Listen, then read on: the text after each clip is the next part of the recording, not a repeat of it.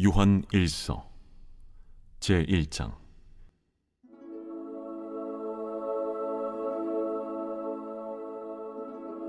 태초부터 있는 생명의 말씀에 관하여는 우리가 들은 바요 눈으로 본 바요 자세히 보고 우리의 손으로 만진 바라. 이 생명이 나타내신 바 된지라. 이 영원한 생명을 우리가 보았고 증언하여 너희에게 전하노니 이는 아버지와 함께 계시다가 우리에게 나타내신 바 된 이시니라. 우리가 보고 들은 바를 너희에게도 전함은 너희로 우리와 사귐이 있게 하려 함이니 우리의 사귐은 아버지와 그의 아들 예수 그리스도와 더불어 누림이라. 우리가 이것을 쓰면 우리의 기쁨이 충만하게 하려 함이라. 우리가 그에게서 듣고 너희에게 전하는 소식은 이것이니 곧 하나님은 빛이시라. 그에게는 어둠이 조금도 없으시다는 것이니라. 만일 우리가 하나님과 사귐이 있다고 어둠에 행하면 거짓말을 하고 진리를 행하지 아니함이거니와 그가 빛 가운데 계신 것 같이 우리도 빛 가운데 행하면 우리가 서로 사귐이 있고 그 아들 예수의 피가 우리를 모든 죄에서 깨끗하게 하실 것이요, 만일 우리가 죄가 없다고 말하면 스스로 속이고 또 진리가 우리 속에 있지 아니할 것이요, 만일 우리가 우리 죄를 자백하면 그는 미쁘시고 의로우사 우리 죄를 사하시며 우리를 모든 불의에서 깨끗하게 하실 것이요, 만일 우리가 범죄하지 아니하였다면 하나님을 거짓말하는 이로 만드는 것이니 또한 그의 말씀이 우리 속에 있지 아니하니라. 안녕하세요, 근속가족 여러분. 오늘 매일 말씀을 전할 이몽화 전도사입니다. 오늘 저희가 함께 볼 본문 말씀은 요한일서 1장 1절에서 10절까지의 말씀입니다. 오늘부터 이 요한일서 말씀을 보게 될 텐데요. 이 요한일서 말씀이 시작되기 때문에 이 요한일서의 배경을 잠깐 설명드리고 본론으로 넘어갈까 합니다. 이 요한일서는 일단 저자가 바로 요한입니다. 사도 요한인데요. 예수님의 제자였고 사랑받는 제자였고 세베대의 아들인 이 사도 요한이 쓴 편지입니다. 사도 요한이 소아시아 지역에 흩어져 있는 그리스도인들, 교회들을 향해서 쓴 편지인데요. 이 일반적인 편지의 형식과 좀 다름을 볼 수 있습니다. 원래 이 다른 우리가 신약의 많은 서신서들을 보면 누가 쓴 건지, 누구에게 쓴 건지가 항상 분명하게 밝혀져 있는 경우가 많은데 오늘 이 서신은 누가 썼는지, 누구에게 쓴 건지가 가장 첫 번째에 등장하지 않습니다. 그래서 내용이 바로 본론으로 들어가죠.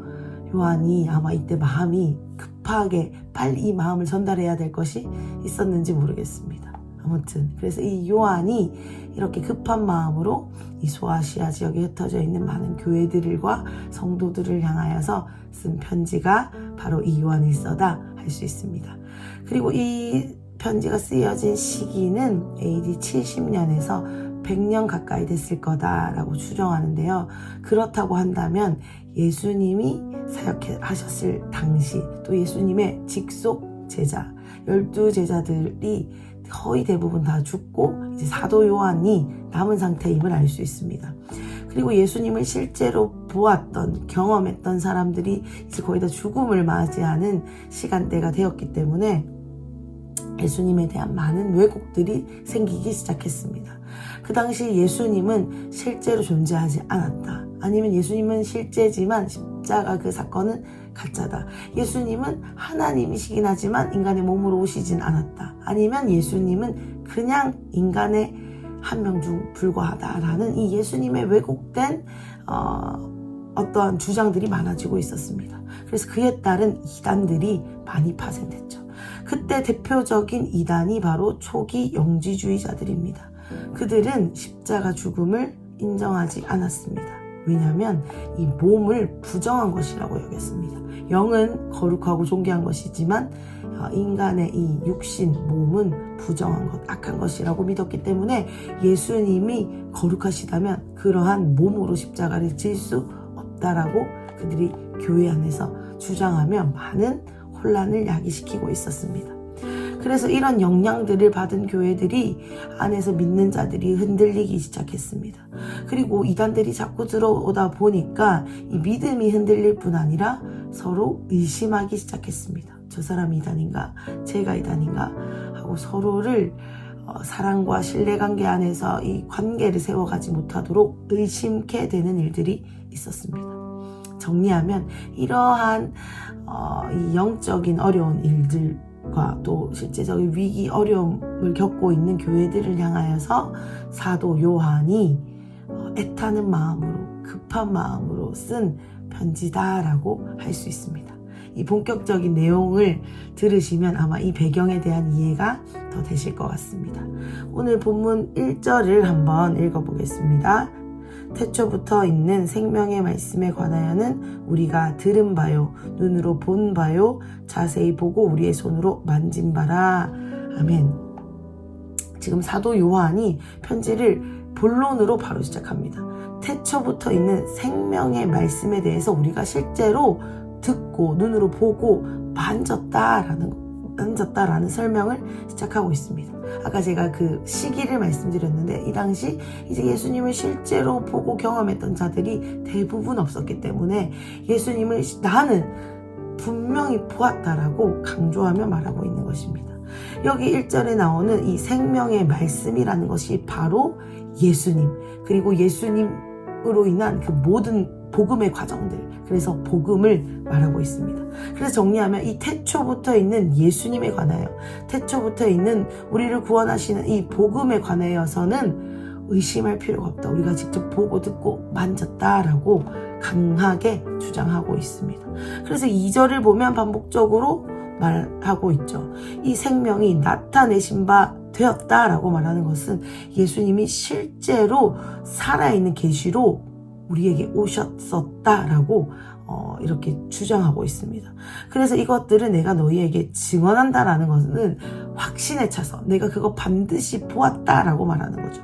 그런 것을 내가 너희에게 전하는 것인데 그분은 하나님과 함께 계시다가 우리에게 오신 분이다 라고 예수님이 어떤 분이신지를 다시 한번 정확하게 개념을 짚어주고 있습니다. 그리고 이 편지를 쓴 목적이 3절에 분명하게 드러나는데요. 3절을 한번 읽어보겠습니다. 우리가 보고 들은 바를 너희에게도 전함은 너희로 우리와 사귐이 있게 하려 함이니 우리의 사귐은 아버지와 그의 아들 예수 그리스도와 더불어 누림이라. 아멘. 지금 이 본론부터 시작해서 핵심이 바로 이 3절에 등장합니다. 우리가 이렇게 예수님을 실제로 보고 만지고 느끼고 한 것을 너희에게 증언하는데 이 편지를 쓴 이유는 바로 너희에게도 이 사귐이 있게 하려고 한다라고 말하고 있죠. 이 사귐은 원어로 코이노니아라는 단어입니다. 많이들 들어보셨을 거예요. 이거는 교제한다, 친교한다 그런 의미로 우리가 많이 사용합니다.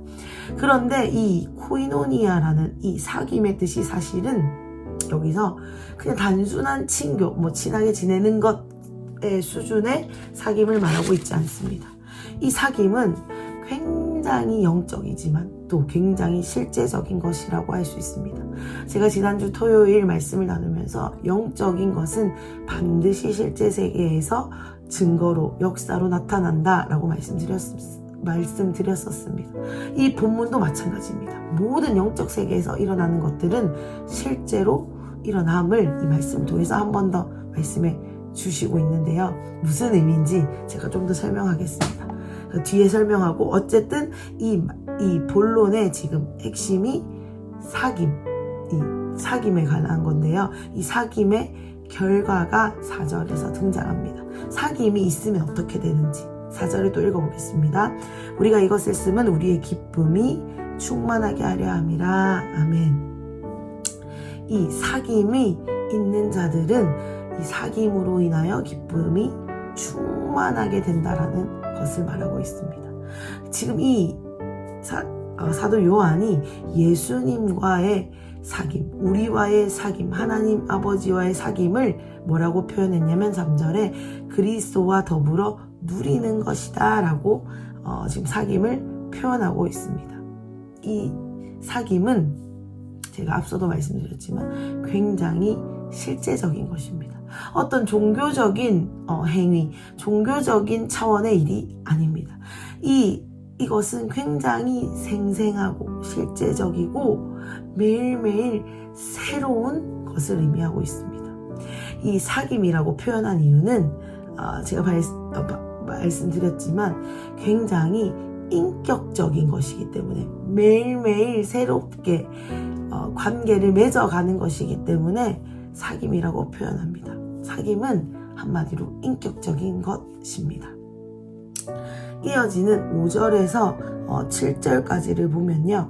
이 사귐이 어떤 건지 구체적으로 더 설명하고 있습니다. 간단하게 설명하면 이 사귐이라는 것은 빛 대신 하나님 안에 거하는 것이 바로 사귐이다 라고 말하고 있습니다. 그가 빛 가운데 계신 것 같이 우리도 빛 가운데 행한다 라는 것은 하나님과의 사귐을 사실은 말하고 있는 것입니다. 지금 제가 계속 사귐이라는 단어를 반복적으로 말하고 있는데요. 이것이 바로 핵심인 것을 아실 겁니다. 이 성경이 말하는 이 사귐에 대해서 오늘은 좀 더 구체적으로 나눌 텐데요. 이 사귐은 제가 아까 말씀드렸듯이 단순한 교제 친교가 아니라고 했습니다. 어떤 인본주의 사상에 주체 대 주체가 만나서 어떤 친밀함을 이루는 것이 이 성경이 말하는 사귐이 아닙니다. 이 성경이 말하는 사귐은 제가 아까도 말씀드렸지만 굉장히 영적이지만 굉장히 실제적인 건데요. 정리하면 이렇습니다. 성경이 말하는 사귐은 바로 내가 주체가 되던 자리에서 객체로 내려와서 내가 주인 되었던 자리에서 내려와서 나의 뜻을 내려놓고 주체이신 예수님을 내 삶으로 모시는 것이 바로 진정한 사귐입니다. 성경이 말하는 사귐은 우리가 그냥 교제, 친교한다라고 느끼는 그 가벼운 차원의 사귐을 말하고 있는 것이 아닙니다. 오늘 예수 그리스도와 더불어 누린다라는 것은 예수님과 이러한 실제적인 나를 내려놓는 관계를 맺음으로 말미암아 하나님 아버지와 연결되게 되는 일이 이 예수님을 사귐으로, 예수님을 누림으로 이루어진다는 것이죠. 아멘. 그렇기 때문에 이 사귐은 바로 자기 부인에서부터 시작됩니다. 더 적나라하게 말하면 이 말씀 앞에 깨지는 것, 부서지는 것, 나의 나의 욕심, 나의 열망, 나의 소원, 나로 주인 삼하는 것들이 말씀 앞에 부서지는 것, 나를 부인하게 되는 것부터 이 사귐이 시작된다라고 오늘 말씀은 말하고 있습니다. 우리가 생각하는 예수님과의 사귐은 예수님과 사귀면 내가 원하는 것을 들어주실 거야. 이거 예수님 제가 이때 이 돈이 필요하고요. 이때 이러한 게 응답해 주셔야 돼요 라고 답을 정해놓는 것은 예수님과의 사귐이 아닙니다. 제가 아까 말했지만 사귐은 인격적인 것입니다. 이 사귐에서 인격을 빼면 이 사귐을 말할 수가 없습니다. 그런데 이 인격적이신 예수님과의 사귐에서 나를 주장한다라는 것은 예수님의 인격을 무시하는 행동이 되게 되는 것입니다. 그래서 결과적으로는 내 삶 속에 하나님의 뜻만이 이루어지도록, 하나님의 뜻이 정말 이전에는 상상할 수 없었던 관계인데, 하나님과 완전히 단절되었어야 됐던 관계인데 예수님과의 사귐으로 말미암아, 예수님을 내 삶에서 누리게 됨으로 말미암아 정말 작고 작은 연약하고 연약한 내 안에 하나님의 뜻이 부어지게 되는 것, 이것이 바로 예수님과의 사귐, 예수님을 누리는 것임을 오늘 우리는 말씀을 통해서 배울 수 있습니다. 제가 자꾸 반복해서 같은 말을 드려서 죄송한데요. 이 사귐, 예수님과의 사귐은 영적인 것이지만, 굉장히 영적인 것이지만 굉장히 실제적인 것입니다.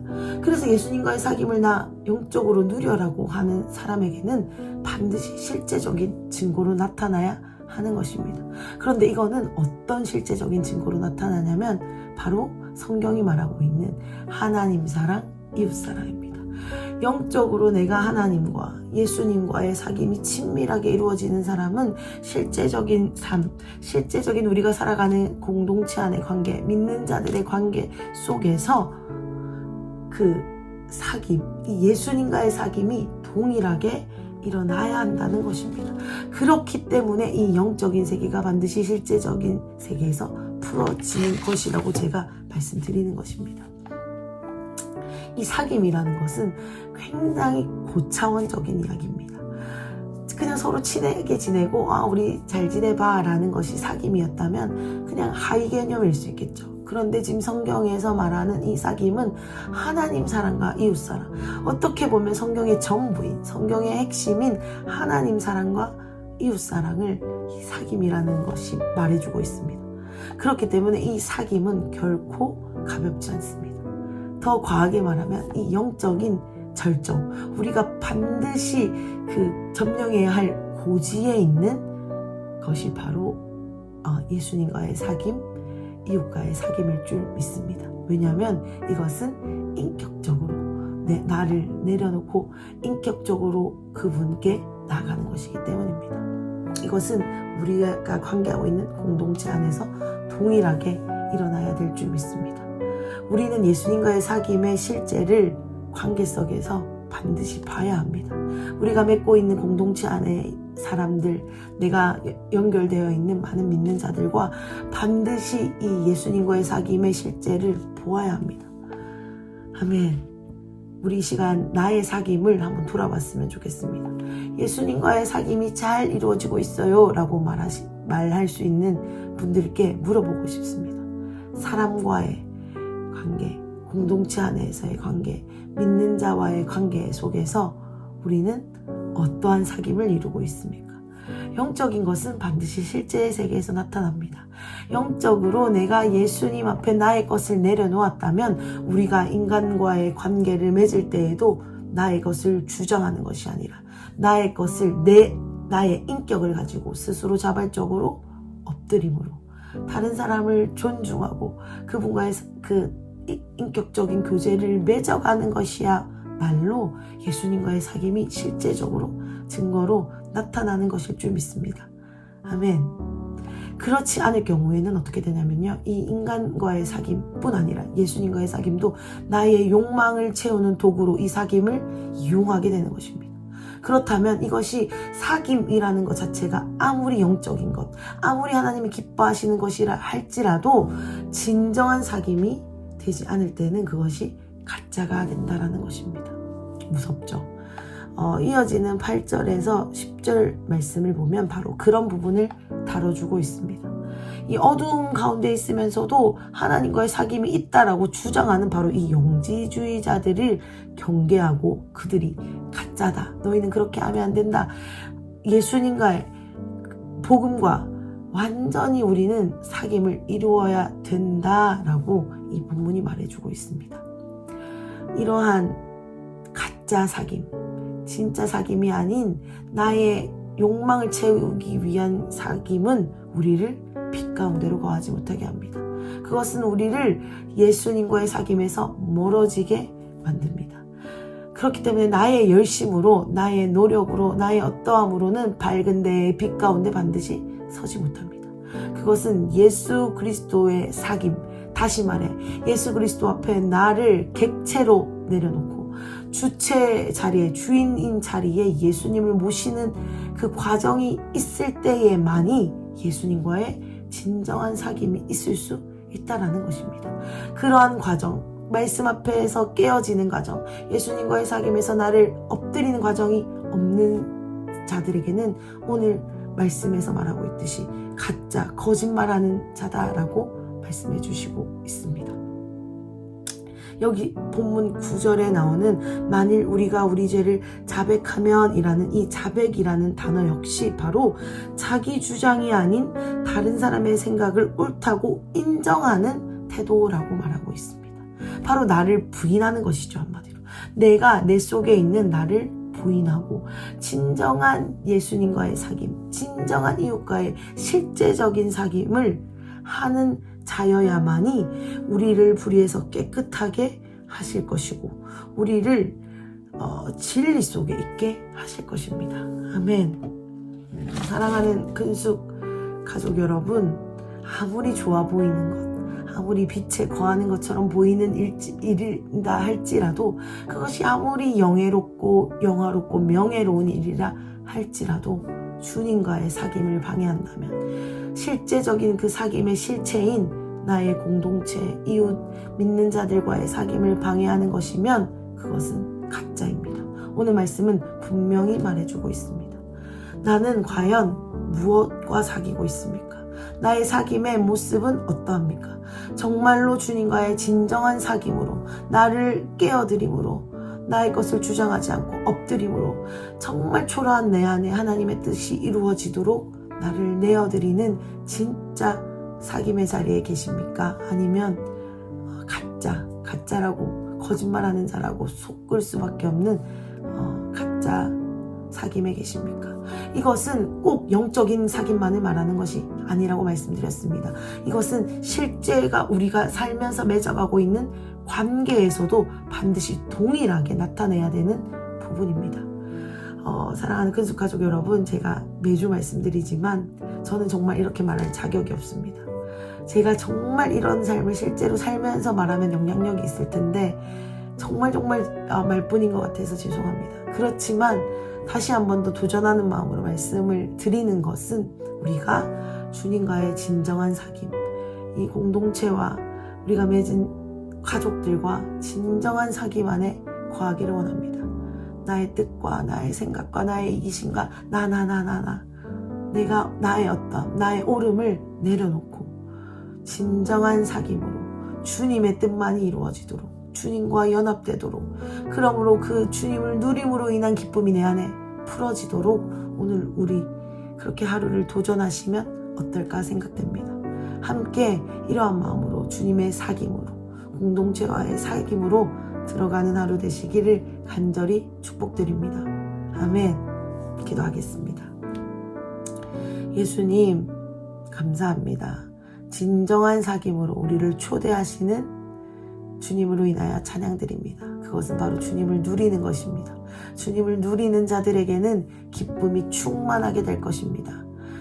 예수님, 우리의 삶에 주님을 누림으로, 주님과 사귐으로, 그것이 우리를 옥죄는 것이 아니고 그것이 우리를 자유케 하는 것임을 믿고 주님과의 친밀한 사귐을 통한 기쁨을 우리 안에서 회복시켜 주십시오. 예수님, 그동안 주님을 사귐으로 내가 이용해서 끌어당겼던 것들이 있다면 주님 용서하여 주십시오. 주님, 제가 제 마음대로, 제 생각대로 주님을 쓴 것을 용서해 주십시오. 그것이 진정한 사귐이 아님을 오늘 다시 한번 알려주셔서 감사합니다. 주님, 그리고 또한 이러한 사귐은 실제적인 삶에서도 나타나야 될 것인데, 주님, 제가 믿음의 공동체와 가족들과 교제하면서 너무나도 많은 순간 나의 옳음을 주장했습니다. 내가 옳다라고 여기고 말하고 행동했습니다. 주님, 용서하여 주십시오. 온전히 주님의 뜻만이 나의 입술에서 고백되어지도록, 그렇게 우리가 서로 실제적인 삶에서 영적인 세계가 풀어지도록 주님, 우리 근숙 가족들 한 분 한 분의 삶을 기억하여 주십시오. 특별히 우리 교회 가운데, 이 시절 가운데 주님, 우리에게 주님의 뜻을 나타내 주시옵소서. 우리가 다 알 수 없지만 주님 신뢰합니다. 주님이 언제나 선하시기 때문에 우리를 진정한 사귐으로 초대하시는 것에 반응하며 나아가길 원하오니 주님 역사하여 주시옵소서. 찬양합니다. 감사합니다. 그렇게 오늘 하루를 여실 주님을 기대하며 예수님의 이름으로 기도드렸습니다. 아멘.